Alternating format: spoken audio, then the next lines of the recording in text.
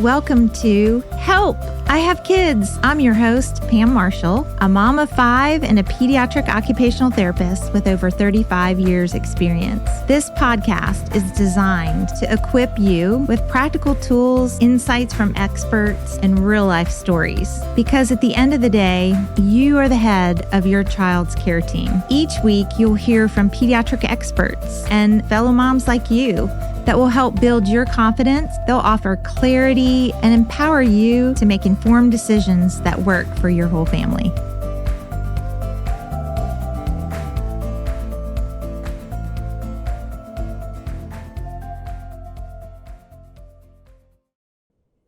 Hi, welcome back to Help, I Have Kids, the podcast. I'm Beth Blankenship, and I'm stepping into the hosting shoes today while Pam is on a well-deserved vacation.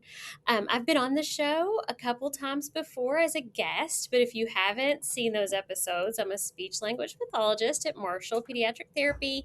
I have 4 boys, and I live in Georgetown and manage the clinic in Georgetown. And today I have a really exciting special guest. Liz Abbey is our administrative manager at Marshall, but she's also a mom. She's got 4 kiddos, but 2 of her sons have autism. We're going to talk about Ben and Noah, but I just want to welcome Liz to the podcast today. Thanks. I'm excited to be here. Yeah. So today we're going to talk about a little bit about telehealth therapy. And as a speech therapist, and a mom, I have experience on both sides of that, the telehealth screen, I guess.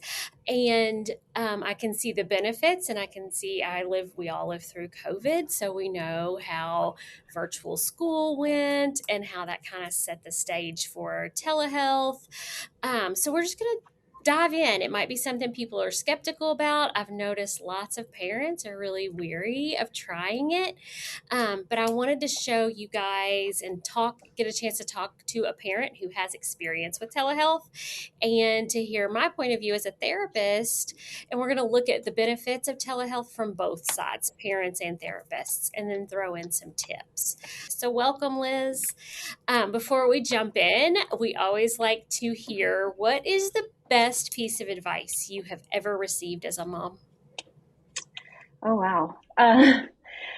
After 25 years of being a mom, that is a lot of content to go through and advice. But I think that the best advice that I'd ever gotten was to just kind of expect the unexpected.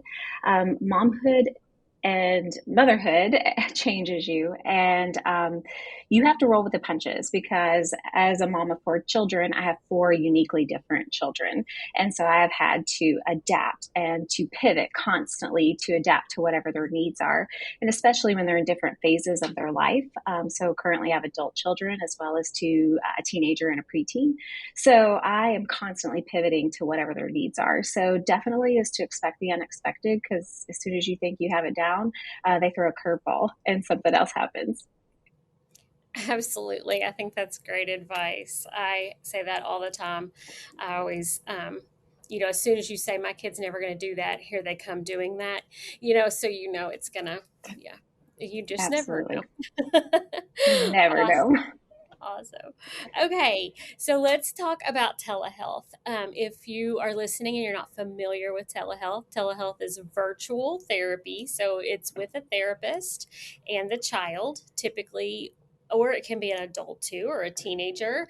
My teenage sons have done it. I've done it as an adult with practitioners and therapists and doctors. But it's basically where you meet online with your service provider and you receive your services while you're not in the same room, but over the internet in some way. A lot of times we use Zoom or Google Meet. FaceTime sometimes. A lot of the platforms we have to watch out for to be HIPAA compliant. So there's lots of things on that side, but that's typically handled by your therapist. So Liz, before we started and before COVID, did you have any experience with telehealth prior to COVID, or was that really your intro? I had zero. Sorry, I had zero. So there was no experience. I remember when COVID happened, and I actually worked for Marshall when COVID happened. So I was pivoting from this side of the camera as well as the parent side of the camera, and it was a lot. So I had zero experience. The world shut down, and we had to learn really quick. So virtual school, virtual therapy, and I was working virtually as well. So everything kind of switched at the height of COVID for us. Right. So did you have any, like when they first said, hey, we're going to meet for therapy online, join me on Zoom, did you have any initial thoughts or fears about what that would look like, especially with boys with autism? So if anyone knows any child on the autism spectrum, they know one child on the autism spectrum because they're all so uniquely different.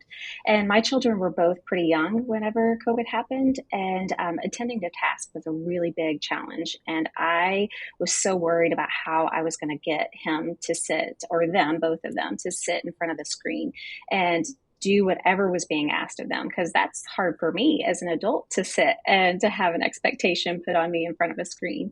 And now I have to ask a neurodivergent child to do that while he's just been on a screen during school all day. So it was really scary, and it was really overwhelming to think that, what if I'm wasting this therapist's time, or what if this isn't going to work and our progression is slowing down? So we had a lot of thoughts and anxieties about what that was going to look like in our home as well as for school and therapy.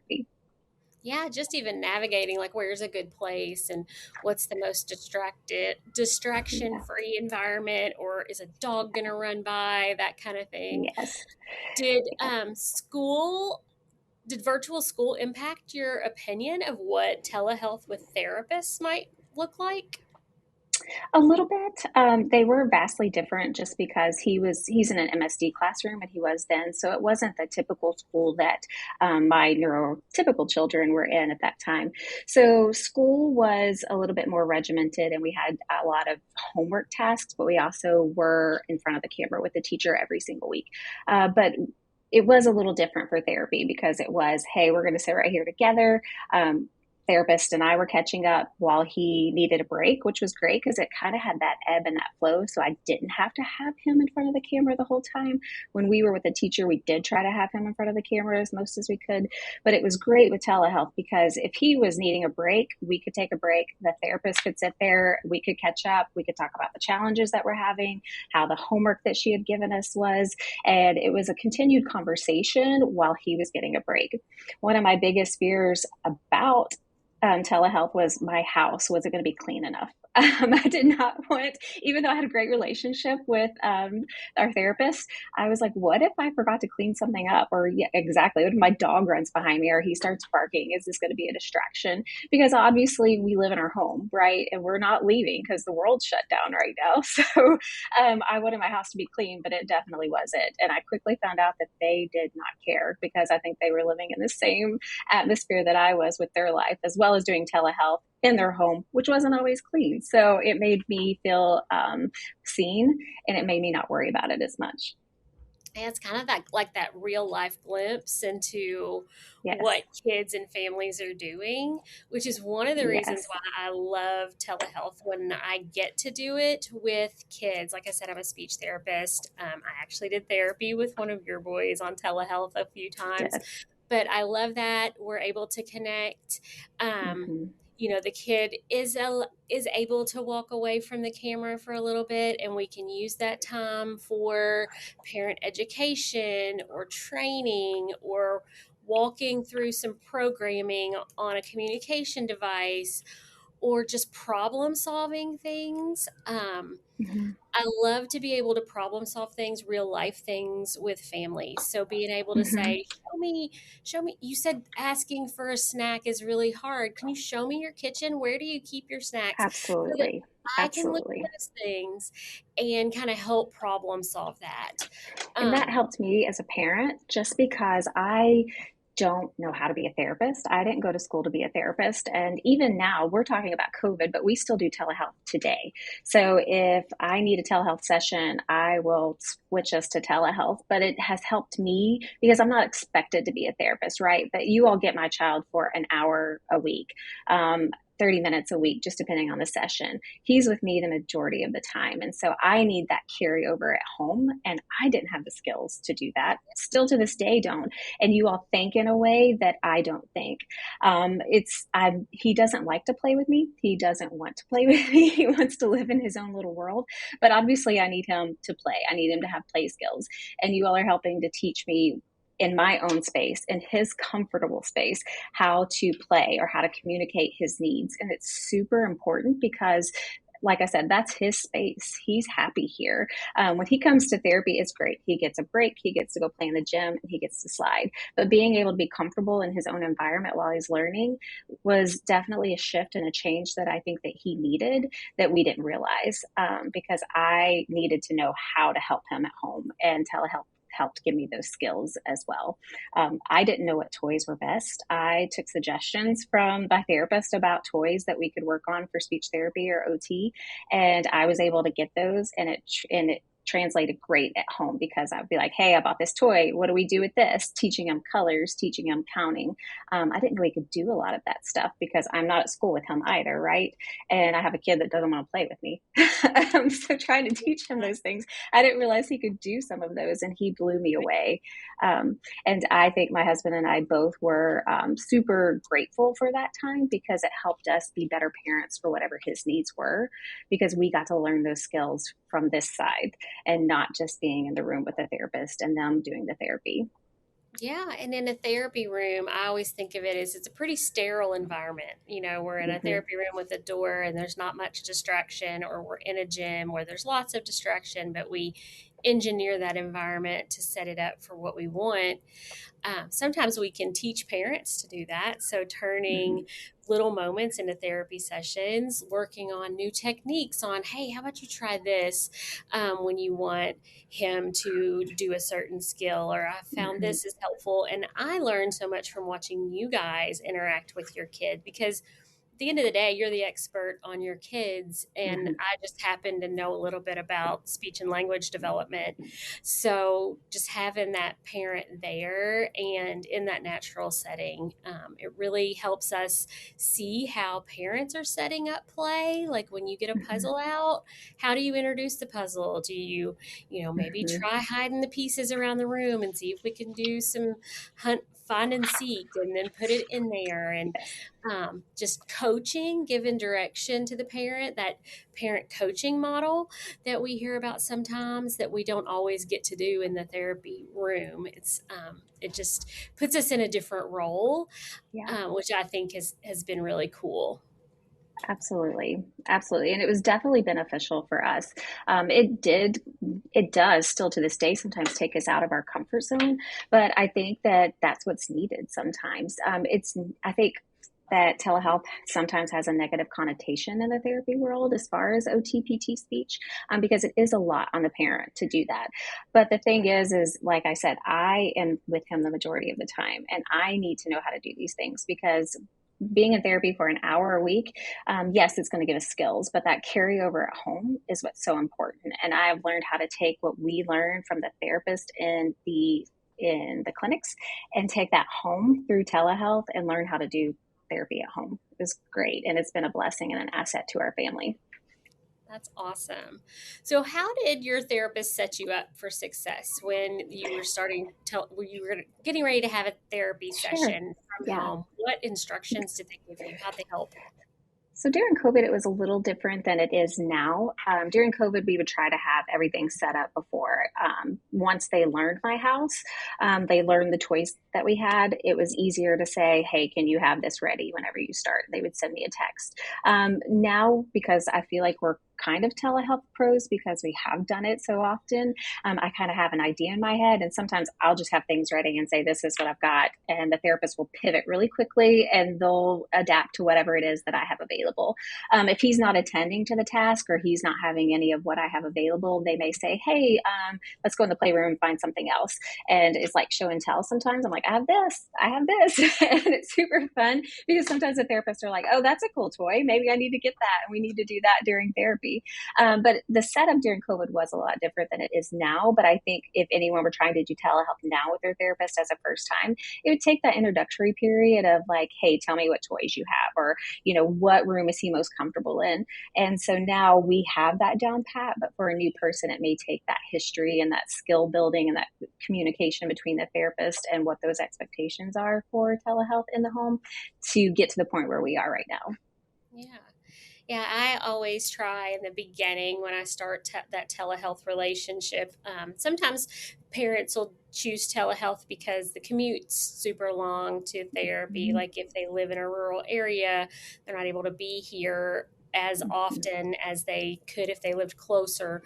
Will opt for telehealth. Sometimes it's we have a sick sibling and we just can't make it today, but Ben's healthy, he's fine, or he's feeling better, but he's still in that contagious period. Let's have a session. Weather, inclement weather is a great time, but just sometimes even just building that in. I know for our occupational therapists and physical therapists that do telehealth, sometimes they like getting that glimpse because they can look for those safety concerns for like mobility around the house, or how what's an obstacle, or if transitioning between the bed and the bathroom is difficult, show me what that looks like. They can look at the height of the bed to see, oh, well, maybe it's too high or it's too low and it's putting too much, or there's too many rugs in the way and it's a tripping hazard. Just those little glimpses that it's every day for the parent living in that house. You might see that. Any of those things happen, or well, yes, but it's a little different, a little bit of a pivot. So we have therapy swings. We were very fortunate that we have a swing in our playroom, and we took it down to wash it, and then could not figure out how to rehang it. So I needed my OT to tell me. It had been years, and so yes, I didn't wash it for years, but yeah. I didn't have the instructions and I didn't know how to hang it. And I was like, please help, because this is vital for regulation. He needs this. He swings every night before he goes to bed, and I need this hung up. So she was able to help me walk through step by step. And, after the fact, I thought I could have looked it up online, but it was nice to have somebody double checking me for safety, because, I don't want him falling out of the swing. And he does get some air on that thing. You would think being indoors that he wouldn't, but he gets some air on it. But as far as like, the safety, so the safety for the swing, absolutely. But it was the stairs. He likes this to this day. Well, he stops now, but he would like to sit crisscross with his back facing the open stairs at the very top. And it was super scary. And the OT that we were with was like, this is a spot where it's super open. You're at the top of your stairs. He likes the openness of the space. And I think that's why he's sitting here. And yes, he's sitting backwards, face with his back to the open space. And it's like, where can we recreate that in a safe space? Because obviously having your, child sitting cross-legged at the top step with his back to the steps is a very scary thing. To this day, I don't know why he did that, because I can't live in his brain, but it was helping us to recreate that somewhere else in our house that was just as safe. And that was super important to me, because obviously that would have been a very rough fall had he fallen down the stairs. So, and please don't judge, because we fixed it. We fixed it. No, never any judging. And I think that too, in my experience with families, they worry about like if they don't have a lot of toys at home. Like all families have different resources at home. And I've done telehealth with kids, like they're unexpectedly at grandma's house and they don't have the toys they typically have. So we build with canned food or soup, or we play with pots and pans. Like we use what's available and what's on hand, which is always great too, because you might not have access to the same toys that I have in a therapy clinic, but it lets me see what the kiddo has access to at home and what we can turn into a toy or a real life experience. Did Ben like sharing things with his therapists on the screen, or was he just like going with the flow? Most of the time he ignored the therapist, because Yes. I mean, you did therapy with him, so he would turn his back to you to let you know he was done, and then you and I would talk. But I shouldn't say most of the time. There were often times when he would turn his back, but he would do the work that we were asking. I remember one time we were trying to teach him numbers, and he didn't want to play with the numbers, but I got the remote, and you and I were working with the remote because it has numbers on it, and he was like touching the remote and saying 1, 2 on his device on his AAC, and it was not a toy. It was something that we used in the house every day, but he had seen us using it, and so we used it during therapy one time. It was very interesting. He's paid zero attention to the remote since then. But in that moment, that's what he wanted. And it helped because he was getting every answer that we were asking him, show me 1. And he would push 1 on the remote and push 1 on his AAC. And that was interacting with the therapist. But I think that it was a nice buffer because it was coming from mom too, and not just the therapist. And it was like, okay, mom's asking you to do this now. Yes, Miss Beth's on the screen and Miss Beth is giving us direction, but I need you to come sit with mama and do this. And for the most part, he complied. There were days when he just wasn't feeling it. And the thing is 100% telehealth is challenging within itself, but it helps to not stop the progress. We went through a bout of flu in our house where if it wasn't him, it was me or my husband or brother, and we would have missed 3 weeks of therapy. And that would have been detrimental because he was in a really good spot and he was in a great growth period. And we didn't miss that because we were able to do telehealth. Obviously, the week he was sick, we didn't ask that of him. But the week that I was sick, I felt well enough to do telehealth with him. Dad had flu the next week, and Dad did telehealth at home. And it was great for us because 1, we didn't have to leave our house, but 2, we also got to continue with the vein that we were on with his progress. And there was no lapse in that. And it was great. Right. And I know too sometimes, and I know your family's super busy. My family's super busy when you have all the kids and jobs and things. Like if you have something pop up at school or a sickness, and then you have the stress on top of trying to get rescheduled. I mean, when you have other therapies, like speech is not the only therapy that Ben has. Yeah. He attends other things and has a schedule that's probably tighter than our 40-hour schedule at work. But just fitting in a reschedule appointment, did having the access to telehealth, did that help you? Did that relieve some of that stress for you? Absolutely. Absolutely. Because therapy is a priority for our family. Obviously, we want Ben to get as many skills as he can, and we want him to have those skills. And the older he gets, the time for progress is going to slow down. So we're doing as much as we can all the time. But having to not worry about missing a session because we didn't miss because we were able to flip to telehealth. We didn't have to reschedule it because we didn't miss it. We were able to have our session at the time that we were. There have been other times when we've rescheduled to a different spot that wasn't our normal spot and done telehealth. It worked out great because it accommodated our schedule, and the flexibility of it and being able to not have to put my shoes on and get out of my pajamas was great because some days I didn't want to do that. Some days I still don't want to do that. But it was able to have flexibility within the schedule, but still be able to have our sessions, which were super important to us. Mm-hmm. Yeah, I think that's great. And, when we try to introduce telehealth as an option, like we said, sometimes people are skeptical. When you, if you were skeptical at the beginning and you really didn't know how this was going to go, what was there a moment where you were like, oh, wow, this is actually working, or I can see this as being something I'd like to do periodically? Absolutely. So full disclosure, I don't know if I would have ever done telehealth if it weren't for COVID, for the reasons that I mentioned before. Didn't want people to see my house. I didn't know how to be a therapist. What would I do if he were turning his back and didn't want to participate in the session? How would I navigate that? But I learned all of that stuff with my therapist, and it opened that communication between us to help me do better by him at home when I was doing things with him at home. And so there was an aha moment for us. And I think it's when he started really engrossing in the session and watching the camera and watching you as his therapist, and then doing what he wanted, what you were asking of him on the AAC. So you being this floating head on a screen, we're still able to communicate what you were asking of him, and he was able to follow through. And that's something that I was super skeptical as a nonverbal child if he was ever going to be able to do that. And he did. And he was a rock star. I remember that session very well because he did everything that you asked him. And then when we were done, he was like, okay, bye. And he just got up and walked out of the room. And it was like, okay, buddy, you've worked hard. Like you have earned this break. Mom and Miss Beth are going to catch up, because it was, I was in shock and I was in awe. I was in awe of him. I was in awe of you. I was in awe of what we were able to do within my home that I never thought that I would be able to do. And not every session was like that. But it was still, even the sessions where he wasn't attending, I was able to read his cues and to be like, hey, okay, I think telehealth would work today. I don't think telehealth would work today. And that helped whenever we were asked to reschedule or flip to telehealth. Some days I'd be like, hey, can we just do telehealth? I think it's a great day. And then other days I would know, you know what, we're having a moment today. I don't think telehealth is an option. Can we reschedule?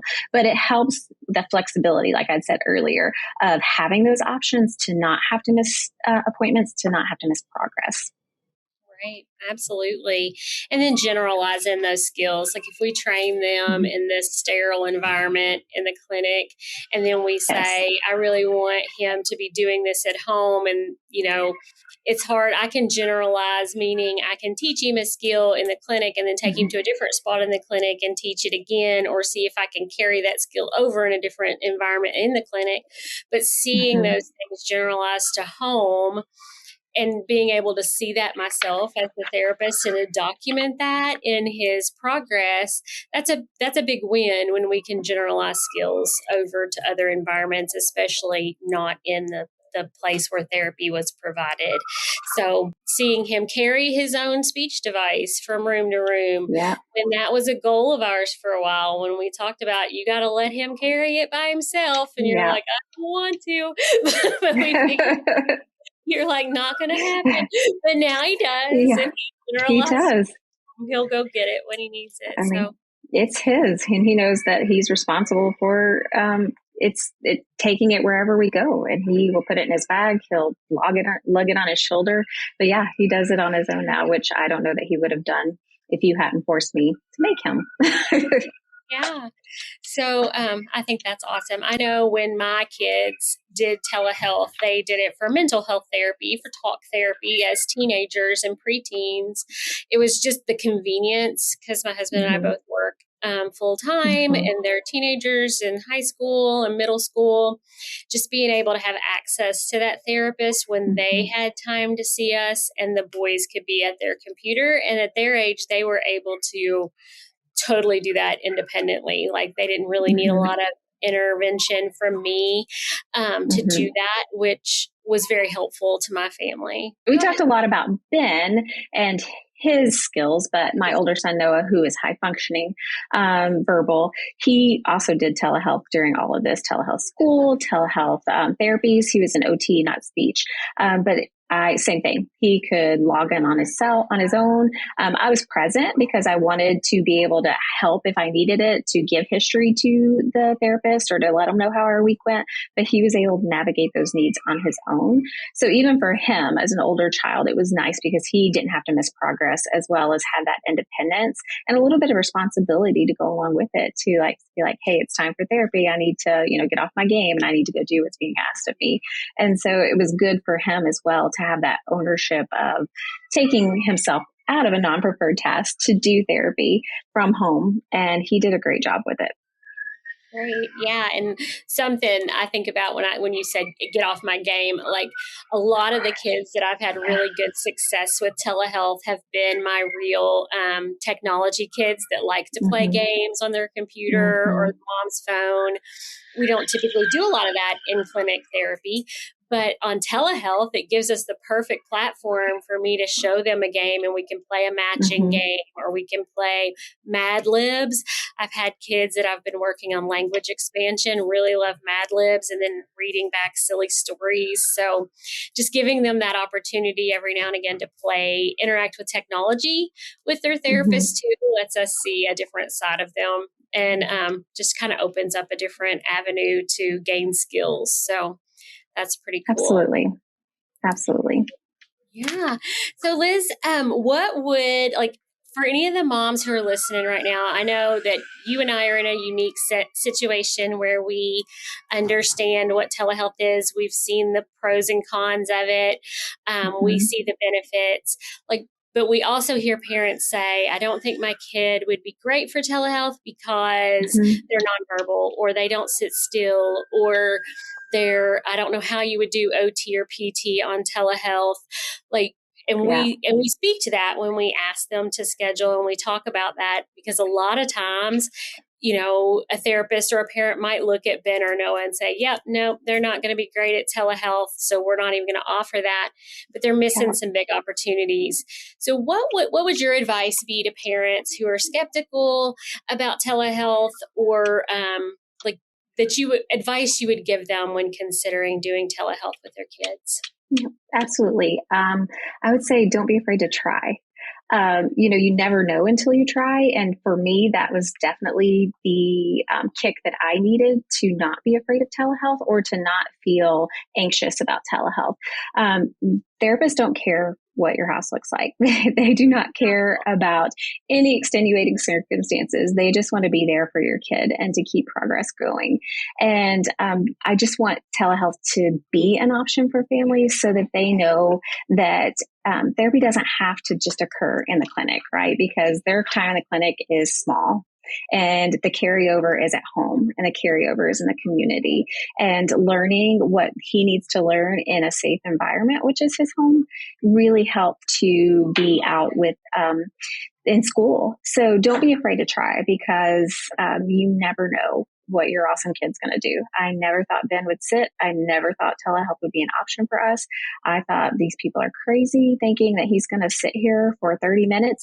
And guess what? He did not sit for 30 minutes, but we would just pivot. We would go from room to room to room and do whatever it was that he needed, whatever space he needed, we gave it to him. And I would also want them to know some days it's going to work, and some days it's going to be great, and some days it may not work, and both are okay. Everything is okay on telehealth. I've found myself jumping on a trampoline with kids during telehealth, where I'm on mom's phone and they're out on the trampoline jumping, and we're doing it, and we're, together. We've explored houses. I've met pets. I've done all kinds of things, done dishes with families, had meals with families via telehealth, but it just gives me a really cool glimpse into their lives. And that's really fun. Yeah. Any other advice that you have for parents in general, like parenting advice, autism advice?